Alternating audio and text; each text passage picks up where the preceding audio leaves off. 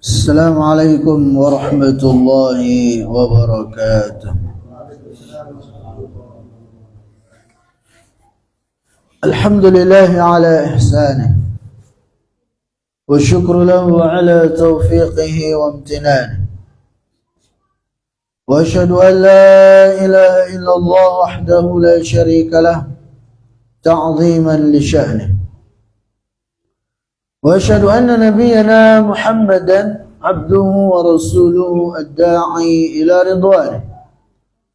اللهم صل وسلم على نبينا محمد وعلى آله وأصحابه وإخوانه.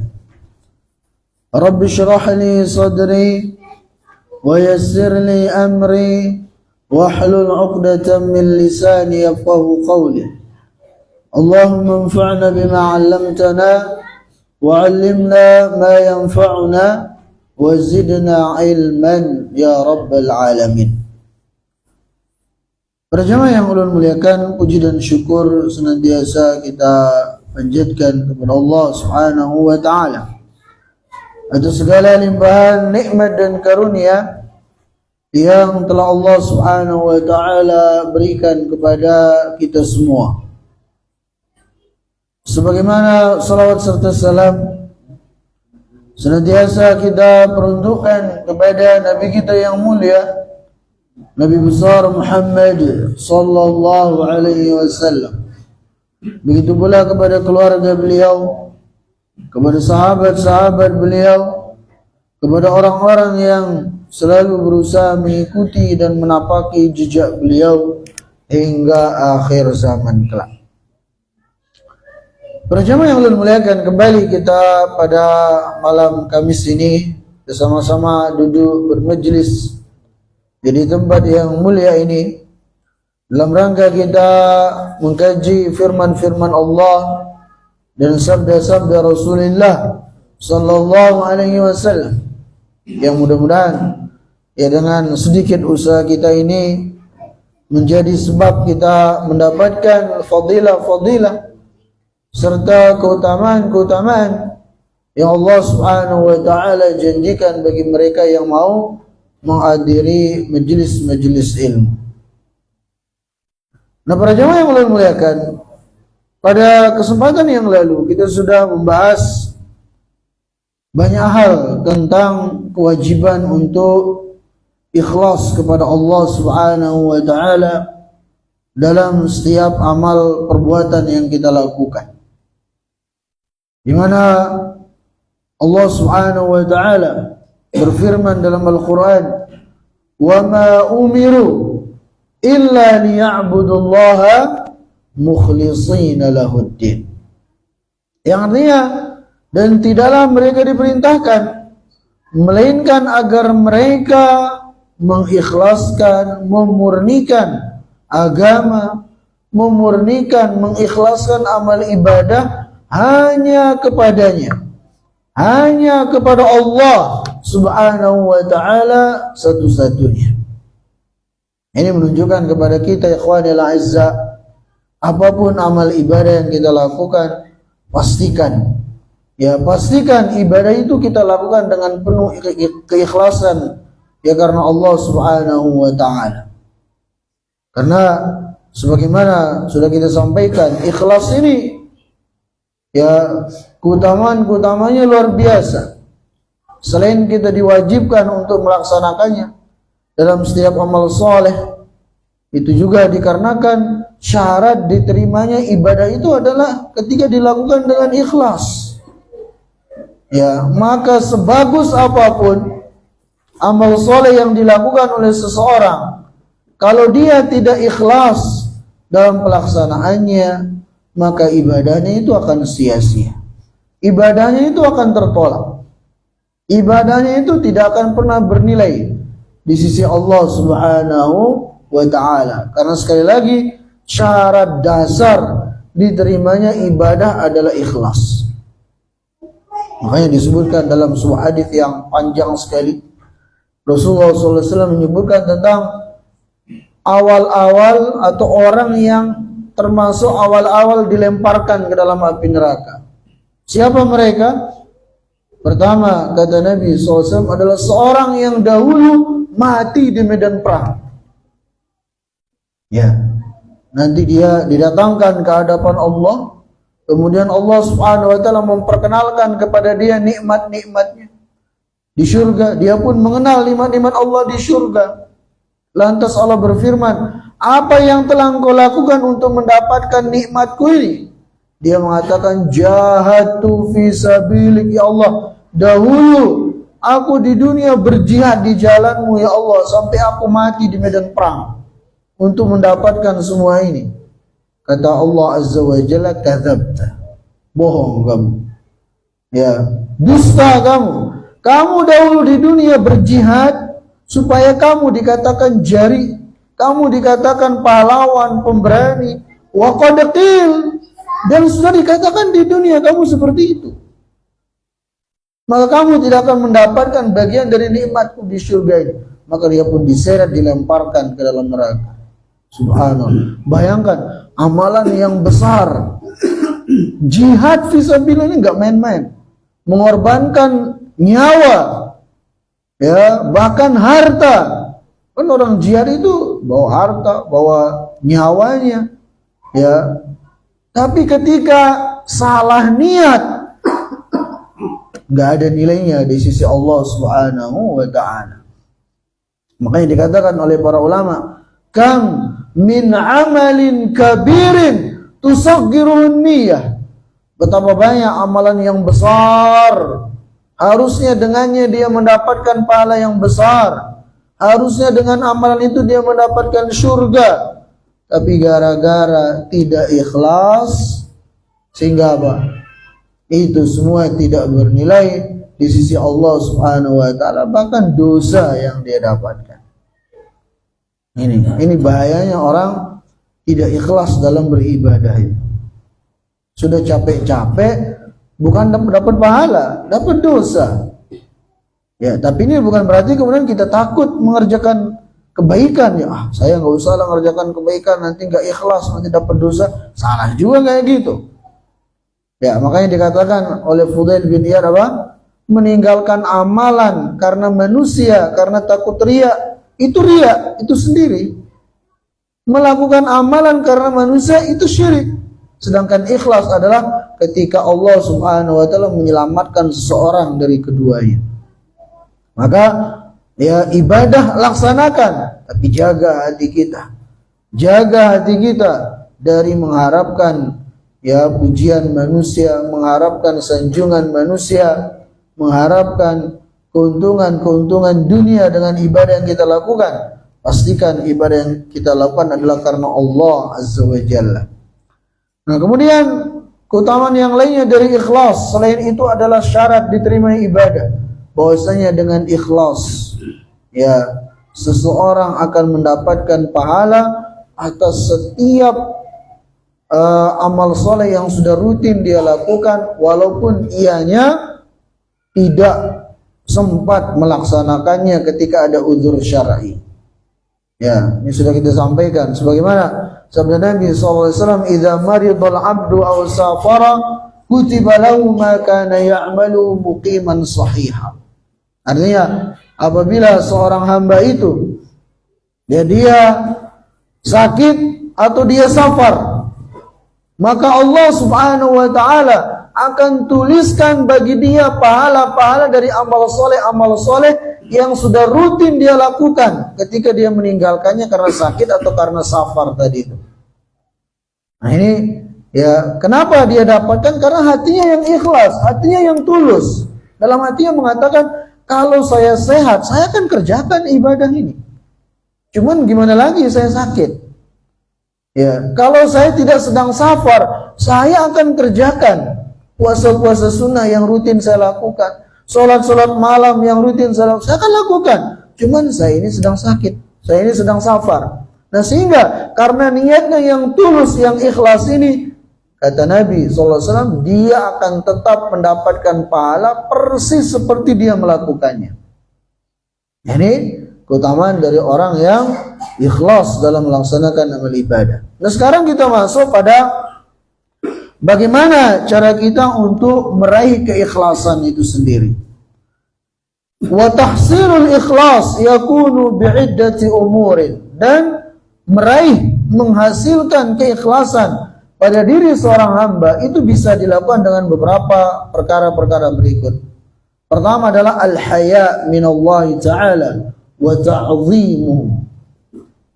Itu yang pertama adalah hendaknya seseorang itu menghadirkan pada hatinya rasa malu kepada Allah.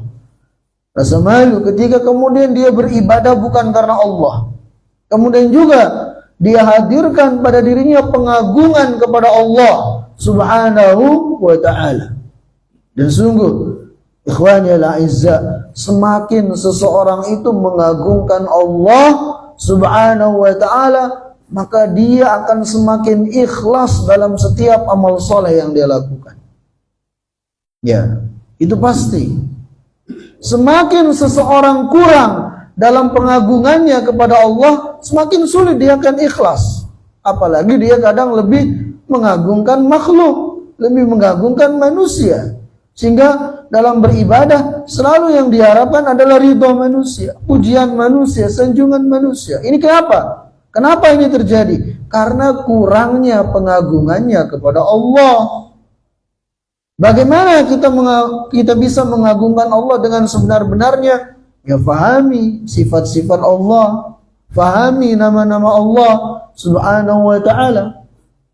Ya, kita tahu Allah Subhanahu wa ta'ala maha besar, maha perkasa, maha bijaksana, maha melihat setiap apa yang kita lakukan. Lah, apa kemudian kita nggak malu kemudian tatkala mengerjakan satu ibadah, ya kita malah mengharapkan pujian manusia, lantas tidak mengharapkan ya ridha Allah yang maha perkasa, yang maha besar, yang maha bijaksana, yang telah memberikan kita segala-galanya. Ya. Nah ini, jadi agungkan Allah Subhanahu wa ta'ala, maka itu akan membantu kita untuk ikhlas. Pahami semua yang kita miliki, dari rizki, dari umur, dari nikmat segalanya, pemberian dari Allah Subhanahu wa ta'ala. Sehingga kita akan mengagungkan Allah ya dengan betul-betul pengagungan. Itu akan membantu kita untuk lebih ikhlas dalam ibadah-ibadah kita kepada Allah Subhanahu wa ta'ala. Kita ya, kalau misalnya ada manusia, ada saudara kita yang dia sering nolong kita, sering bantu kita, kita kalau dia suruh kita akan tulus dalam memberikan bantuan kepada dia. Kalau dia nyuruh kita akan lakukan dengan begitu rendah hati, dengan tulus untuk mengerjakan perintah-perintahnya. Kapan? Ketika orang itu sering nolong kita, sering bantu kita, sering ngasih duit, bisa sering ngasih makanan, maka kita akan berusaha setulus mungkin, sebagus mungkin dalam mengerjakan suruhannya, perintahnya. Nah sekarang Allah Subhanahu wa ta'ala yang maha agung, yang maha besar, yang maha perkasa, yang maha bijaksana, ya, yang maha pengasih, maha penyayang, yang memberikan kita semua apa yang kita miliki di dunia, pemberiannya. Nah, apa kita tidak lebih tulus lagi dalam melaksanakan ibadah-ibadah kepadanya? Ya, apa wajar kemudian? Apakah layak kemudian kita dalam beribadah kepada Allah? Ya, lantas yang kita harapkan adalah pujian manusia, sanjungan makhluk, sangat tidak layak. Ya, jadi ini cara yang pertama agar kita bisa meraih keikhlasan dalam setiap amal ibadah yang kita lakukan adalah agungkan Allah. Fahami kebesaran, keagungan Allah Subhanahu wa ta'ala atas hamba-hambanya. Maka itu akan sangat membantu kita dalam ikhlas kepada Allah Subhanahu wa ta'ala. Kemudian yang kedua, kata beliau di sini, al-ya'su minal makhluqin wa isqatu nadharihim ilaih. Itu agar kita ini tidak terlalu banyak berharap kepada manusia. Dan memang kita itu kalau terlalu banyak berharap kepada manusia, seringkali kita dikecewakan. Dan mungkin kita semua sudah merasakannya. Terlalu berharap sama si fulan, sama si fulan, sama si alan, seringkali kita kecewa. Ya. Tapi kalau kita berharap kepada Allah Subhanahu wa taala, Allah Azza wa Jalla tidak akan pernah mengecewakan hambanya. Ya, maka berharaplah hanya kepada Allah Subhanahu wa taala dan jangan terlalu berharap kepada manusia. Ya. Kemudian ikhwani al-a'izzah, yang ketiga, al-khawfu min adami qabulil amal. Yang ketiga dari perkara yang bisa kita lakukan agar kita bisa ikhlas dalam setiap amal soleh yang kita lakukan adalah hendaknya kita takut. Jangan-jangan, ya dan memang seperti ini kondisinya.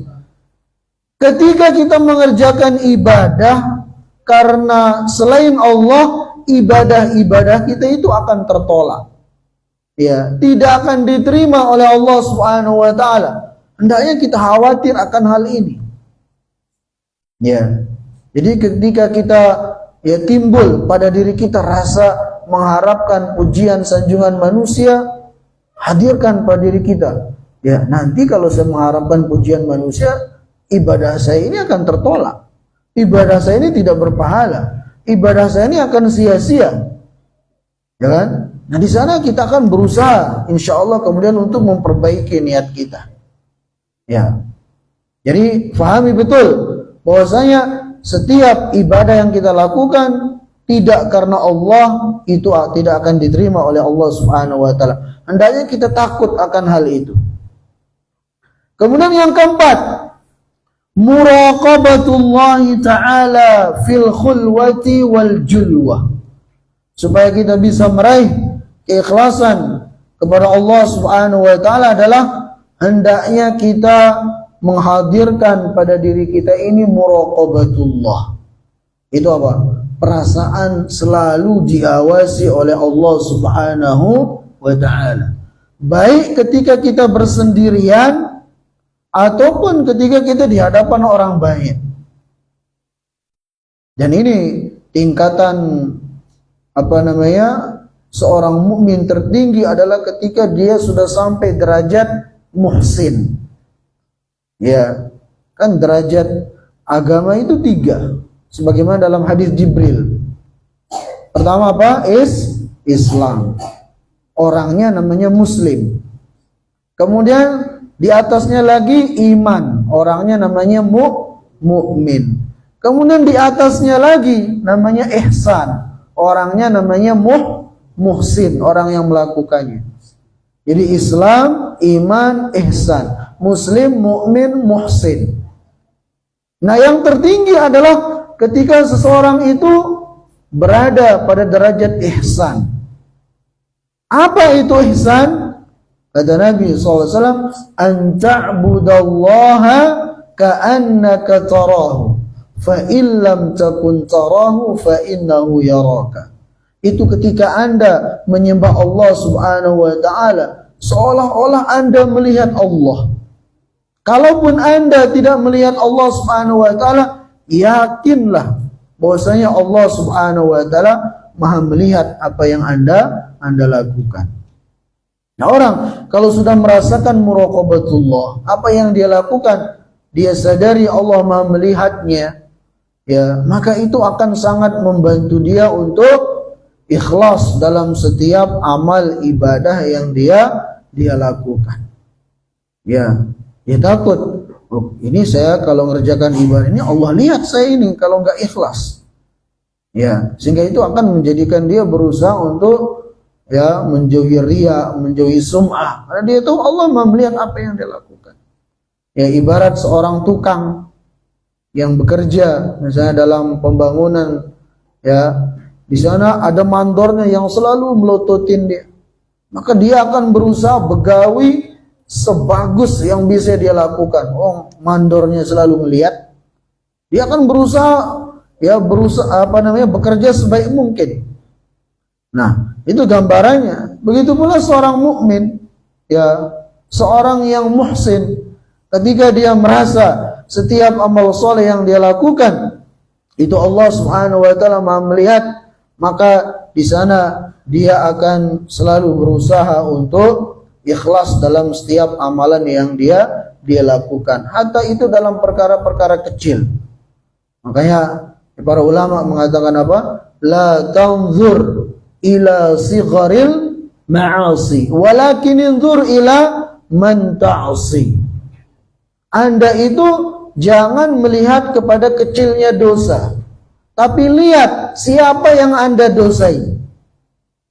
Anda itu jangan melihat kepada kecilnya maksiat, tapi lihat siapa yang Anda maksiati. Siapa? Allah yang maha besar, yang maha perkasa, yang maha segala-galanya. Allah yang kita maksiati walaupun dengan dosa kecil.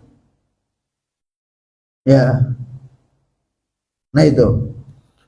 Kemudian selanjutnya para jamaah yang ulun muliakan, yang kelima, al-khawfu minal fadihati yaumal qiyamah. Supaya kita bisa ikhlas dalam setiap amal soleh yang kita lakukan adalah hendaknya kita hadirkan pada diri kita ini rasa khawatir, rasa takut. Kalau nanti ketika kita nggak ikhlas di dunia ini dalam beramal soleh, di akhirat nanti kita akan dipermalukan di hadapan manusia. Dan memang itu yang akan terjadi. Ya, seorang nanti di hari kiamat akan ditampakkan keburukannya di hadapan manusia. Ya, apa yang tersembunyi dalam hatinya dari niat-niat riya, niat-niat sum'ah, ya, niat-niat mengharapkan pujian sanjungan dari makhluk, Allah Subhanahu wa taala akan tampakkan nanti di hadapan manusia. Nah, betapa malunya kita. Ya, ketika kita di dunia ini dianggap orang soleh, orang taat, masya Allah, sekalinya niatnya kada benar, dan itu baru diketahui nanti di hari kiamat ketika dipermalukan kita di hadapan manusia. Ya kan? Nah ini pahami hal ini, ya, jangan sampai malu-maluin gitu. Ya, nah kalau ini kita ada rasa khawatir, ada rasa takut, ya maka itu akan menjadikan kita berusaha menghindari sejauh-jauhnya sikap tidak ikhlas, baik itu dalam bentuk riya, dalam bentuk sum'ah, dalam setiap amal perbuatan yang kita lakukan. Ya. Kemudian yang keenam dari hal-hal yang bisa kita lakukan supaya ikhlas dalam setiap amal ibadah yang kita lakukan adalah al-isti'adzatu billahi minar riya. Itu apa? Kita minta perlindungan kepada Allah Subhanahu wa taala dari riya. Dari niat-niat tidak ikhlas karena selain Allah Subhanahu wa taala. Ya, dan ini yang sangat penting juga. Karena tanpa pertolongan Allah Subhanahu wa taala kita tidak bisa berbuat apa-apa. Ya, apalagi dalam masalah ikhlas ini, dalam masalah hati ini, berat memang. Semua kita merasakannya. Ya, karena pada dasarnya sifat kita manusia ini senang pujian, senang sanjungan, senang dunia. Ya. Jadi memang ikhlas itu berat. Tanpa pertolongan Allah Subhanahu wa taala mustahil kita bisa melakukannya. Nah, maka oleh karena itu teruslah kita minta kepada Allah Subhanahu wa taala agar kita dilindungi oleh Allah Subhanahu wa taala dari ya perbuatan-perbuatan riya, sum'ah, ujub dan semacamnya itu. Terus minta kepada Allah. Karena sejatinya la haula wala quwata illa billah. Tidak ada daya dan upaya kecuali atas pertolongan dari Allah Subhanahu wa taala. Ya, makanya kita sering sampaikan bahwasanya di antara doa-doa kita pada zikir pagi dan sore apa? Ya Hayyu ya Qayyum bi rahmatika astaghith aslih li sya'ni kullahu wa la takilni ila nafsi tarfata 'ain. Artinya apa? Ya Allah yang maha hidup dan maha mengurus hamba-hambanya, dengan rahmatmu aku minta pertolongan ya Allah. aslih li sya'ni kullahu. Ya Allah, perbaiki semua urusanku. Ya, urusan ibadahku, urusan keikhlasanku, urusan istiqamahku, bahkan urusan duniaku. Ya Allah, perbaiki semuanya ya Allah. Wala takilni ila nafsi tarfata ain. Dan ya Allah, jangan engkau lepas aku, jangan engkau biarkan aku tanpa pertolonganmu walaupun satu kedip mata. Jangan ya Allah. Ya, walaupun satu detik jangan engkau tinggalkan aku tanpa pertolonganmu ya Allah. Orang mukmin begitu, selalu menghadirkan Allah, selalu menyertakan Allah Subhanahu wa taala dalam setiap urusan yang dihadapi. Apalagi dalam masalah hati, masalah keikhlasan ini yang memang berat pada dasarnya. Nah, di antara doa yang Rasulullah SAW ajarkan kepada kita agar hati kita ini dijaga dari kesyirikan, baik syirik besar ataupun syirik kecil, dari riya, sum'ah dan semacamnya, adalah doa yang Rasulullah SAW ajarkan, disebutkan dalam hadis yang sahih riwayat Imam Ahmad. Allahumma inni a'udzubika min an usyrika bika syai'an a'lamuhu wa astaghfiruka lima la a'lam. Usahakan ini hafal doa ini. Ya, ulangi. Allahumma inni a'udzubika an usyrika bika syai'an a'lamuhu wa astaghfiruka lima la a'lamuhu. Allahumma, ya Allah, inni, sesungguhnya aku, a'udzubika, berlindung denganmu atau berlindung kepadamu, min an usyrika bika, dari menyekutukanmu. Menyekutukan Allah baik dalam bentuk syirik besar yang menduakan Allah atau dalam bentuk syirik kecil ya seperti riya, sum'ah. Itu termasuk menyekutukan Allah. Ya. Jadi Allahumma inni a'udzubika an usyrika bika. Ya Allah, aku berlindung kepadamu dari menyekutukanmu syai'an a'lamu. Ya, dengan sesuatu yang aku ketahui. Wa astaghfiruka lima la a'lamu. Dan aku minta ampun kepadamu ya Allah dari apa yang aku tidak ketahui. Nah, ini doa-doa seperti ini hendaknya kita hafalkan dan amalkan tentunya. Ya. Nah itu. Kemudian yang ketujuh, dari cara agar kita bisa meraih keikhlasan dalam setiap amal soleh yang kita lakukan adalah karahiyatur riya wa ahlihi. Itu hendaknya ya kita hadirkan dalam hati kita ini kebencian kepada riya itu sendiri, kebencian kepada sum'ah itu sendiri. Ya, harus ada kebencian, kebencian kepada riya, kebencian kepada sum'ah. Berkata Bishr ibn al-Harith rahimahullahu ta'ala, mattaqallaha man ahabba syuhrah. Kata beliau, tidak akan betul-betul bertakwa kepada Allah Subhanahu wa taala kalau orang itu senang ketenaran. Ya. Kalau orang itu dalam hatinya senang ketenaran, senang pujian, senang sanjungan, sulit bagi dia untuk betul-betul bertakwa kepada Allah. Akan sulit bagi dia untuk betul-betul ikhlas kepada Allah Subhanahu wa taala. Ya, maka hindarkan dari diri kita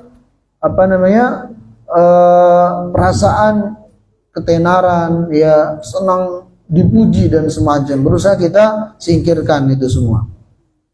Kemudian yang kedelapan adalah mujahadatun nafsi fi muwaratil amali salih qadral imkan. Itu hendaknya kita berusaha ya untuk kalau bisa menyembunyikan amal soleh yang kita lakukan. Kalau bisa disembunyikan, sembunyikan. Ya. Disebutkan oleh salah seorang salaf, kata dia, kanu yani as-salafus salih yastahibbuna an yakuna lirrajuli khabi'atun min amali salih la ta'lamu bi zaujatu wala ghairuha. Jadi para salaf dahulu itu sangat menganjurkan agar seorang itu dia memiliki amalan yang betul-betul dia sembunyikan, bahkan istrinya pun nggak tahu, ya, anak-anaknya pun nggak tahu. Ini dilakukan oleh para salafus saleh dahulu. Perlu ada amalan-amalan yang seperti itu, yang hanya kita dengan Allah yang mengetahuinya. Ya, ya, walaupun menampakkan amal soleh juga sesuatu yang nggak terlarang.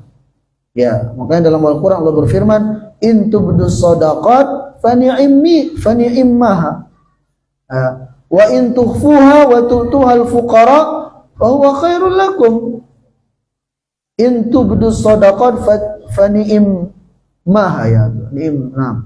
Kalau kalian menampakkan sedekah-sedekah, maka itu sesuatu yang bagus. Tapi kalau kalian sembunyikan, tidak ada yang mengetahui, lantas kalian kasih fakir miskin, itu yang lebih baik bagi kalian. Ini dua-duanya boleh. Tapi ketika dilakukan dengan sembunyi-sembunyi, itu yang lebih bagus. Kenapa? Karena itu akan lebih membantu kita untuk ikhlas. Ketika tidak ada yang mengetahuinya, hanya kita dan Allah yang mengetahuinya. Kemudian yang kesembilan dari tips agar kita bisa ikhlas adalah musahabatul mukhlisin wa tashabbuh bi akhlaqihim. Itu apa?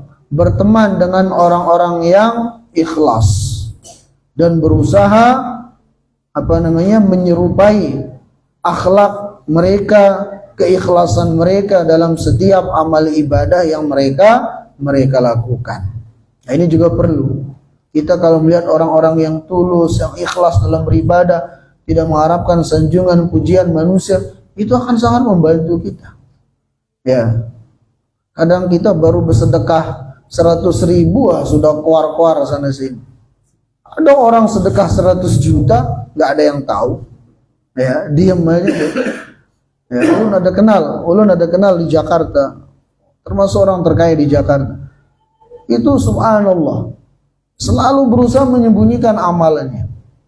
Ya, pernah dia ke musola tempat ulun, kebetulan diamanahi jadi marbot masjid di Jakarta dulu waktu kuliah. Nah, beliau ini ya ingin nyumbang mobil ambulan. Mobil ambulan harganya kan hampir 200 juta ya. Ya. Itu beliau berusaha tidak ada yang mengetahui, disuruh anak buahnya yang nelpon masjid. Tanpa ada yang mengetahui, ternyata itu dari beliau. Dan ulun tahu dari karyawan beliau. Sebenarnya itu yang nyumbang itu Pak ini. Ya, tapi beliau nggak mau diketahui orang, disuruh karyawannya yang ngurus semua. Dan jamaah nggak ada yang tahu. Padahal itu duit besar itu. Ya, kita baru 1 juta 2 juta udah ya cerita sana sini. Orang itu ratusan, bahkan mungkin ya setengah M, diam-diam aja deh, diam-diam aja ya. Nah, jadi ketika kita bersahabat atau mengenal orang-orang seperti itu akan sangat membantu kita untuk ikhlas begitu. Kemudian juga yang ke-10, mutala'atu siyaril anbiya was sahabah wal awliya. Di antara yang membantu kita untuk ikhlas adalah dengan kita membaca sejarah-sejarah para nabi, sejarah-sejarah para sahabat, sejarah-sejarah orang-orang soleh dari wali-wali Allah, bagaimana keikhlasan mereka dalam beribadah kepada Allah Subhanahu wa ta'ala. Ini juga akan sangat membantu kita untuk ikhlas dalam setiap amal ibadah yang kita lakukan. Ya. Jadi kalau para rasul saja itu sebagian disebut oleh Allah dalam Al-Quran, sebagian enggak. Allah berfirman dalam Al-Quran, wa rusulan qad qasasnahum 'alaika wa rusulan lam naqsus. Ada rasul-rasul yang kami ceritakan kepada kalian dan ada rasul-rasul yang kami tidak ceritakan. Ini menunjukkan kepada kita apa? Bahwasanya dalam kita beramal soleh itu tidak perlu mengharapkan supaya nama kita eksis, diingat oleh manusia, bahkan sampai setelah kita nggak ada di dunia ini, ya disebut-sebut. Nggak usah berharap seperti itu. Kita ini siapa? Para rasul saja, sebagian Allah sebut, sebagian Allah tidak menyebutnya, padahal amalan mereka luar biasa. Tapi Allah tidak sebut banyak dari rasul-rasul itu. Cuman beberapa saja yang Allah sebutkan dalam Al-Quran. Ya, kita kadang belum seberapa amal perbuatan kita berharap nama kita eksis, selalu diingat oleh orang, jadi bagian dari sejarah yang tertulis. Nggak harus begitu. Ya, kerjakan saja amal soleh itu tanpa mengharapkan ujian, sanjungan. Ya, tanpa mengharapkan nama kita selalu disebut. Ya, jadi sejarah nggak perlu. Para rasul saja tidak disebut kebanyakannya oleh Allah Subhanahu wa ta'ala, begitu.